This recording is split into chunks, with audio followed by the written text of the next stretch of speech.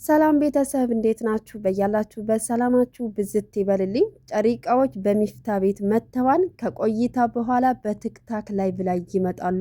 እንዳትቀሩሽ እንድትመጡ ላይቭ ላይ ማለት ነው፣ በብሩኬ ቤት ማለት ነው። እና ሚፍታም እንግዲህ ለትንሽ ቀንም ቢሆን ወደ ቤቱ ተመልሷል። አባቱ እንደታመመ እንግዲህ ሁላችሁም ታውቃላችሁ። በጸሎታችሁ እና በዱአችሁ አስቡት። እግዚአብሔር ይማርልህ፣ ጨርሶ ይማራቸው። ብርታቱንም ጥንካሬውንም መድኃኒቱንም ፈውሱንም ፈጣሪ ይላክላቸው። ጨርሶ ይማርልህ። ሁላችሁም እግዚአብሔር ይማርልህ በሉት። የእውነት በጣም ከባድ ነው። ቤተሰብ ሲታመምባችሁ ስሜቱ በጣም ከባድ ነው እና የደረሰበት ያውቀዋል። በጣም ይከብዳል። ቤተሰባችሁ ሲታመምባችሁ እኔ እንጃ ይከብዳል። ብቻ ፈጣሪ ሁል ጊዜም አይሳሳትም። ሁሉም ነገር ለበጎ ነው። አትፈትነኝ አይባልም። በፈተናዎች ውስጥ ደግሞ ብርታቱን ጥንካሬውን እንዲሰጥ በጸሎትና በዱዓ መበርታትና መጠንከር ነው ብዬ አምናለሁና እንግዲህ ፈጣሪ ይማርልህ በሉት ሁላችሁም ማለት ነው። ጨሪቃዎች እንግዲህ እንደምታዋቸው ደግሞ ፋፈሽ ድምቅ ብለው ከልጃቸው ጋራ ከቡችዬ ጋራ ማለት ነው። እንግዲህ ቡችዬ ትናንት ነው የመጣችው። የሆነ ቪዲዮውን አይቼ በጣም ስስቅ ነበረ። በቃ ፍቅራቸው ለኛ ቀነሰ የፍቅር መቀስ የሆነች ቡችላ መጣች እያልክ ማለት ነው። ሰምታችኋል። ቡችላዋን ሳያት ምን ትዝ አለኝ መሰላችሁ? የሆነ አባባል የሰውን ልጅ ከማብላት የውሻን ልጅ ማብላት የሚባል አባባል አለ እና ምን ማለት መሰላችሁ?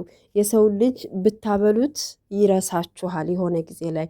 ውሻ ግን ያበላውንና የበላበትን ቤት አይረሳም ይላሉ አባቶች ማለት ነው። እና ብቻ ቡችሏ በጣም ደስ ትላለች። የቤት ድምቀት ናት፣ ውበት አላት። ልጆቻችሁ እስኪወለዱ ድረስ ግን የእኛም ፍቅርና የሀይሚዬን ፍቅር እንዳትቀንስብን ነው እንጂ የፈራ ነው።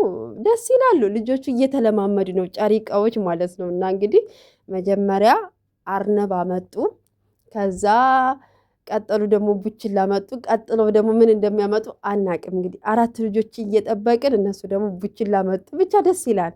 ደግሞ ሁሉ ነገር ያምርባቸዋል። ውሻውም ያምርባቸዋል፣ አርነቦችም ያምሩባቸዋል። ሁሉም ነገር ያምርባቸዋል። እንግዲህ ከላይ ነው ስጦታው ማለት ነው። ሁሉ ነገር ይመርባችሁ ስትባሉ ስጦታው ከላይ ነው የሚሰጣችሁ። ብቻ ጨሪቃዎችዬ ፍቅራችሁን ከዚህ በላይ ፈጣሪ ይጠብቅላችሁ፣ ሰላማችሁን ያብዛልኝ። ውድ ቤተሰቦቼ ላይክ፣ ሼር፣ ሰብስክራይብ አድርጉልኝ። ያው ቪዲዮ ከለቀኩ በጣም እየቆየው ነው።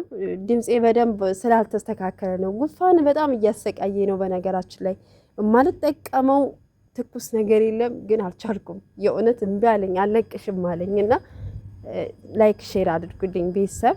አመሰግናለሁ፣ ወዳችኋለሁ። እንግዲህ ሁላችሁም ደግሞ የሚፍታን አባት ፈጣሪ ይማርልህ በሉት ሁላችሁም ማለት ነው። አመሰግናለሁ።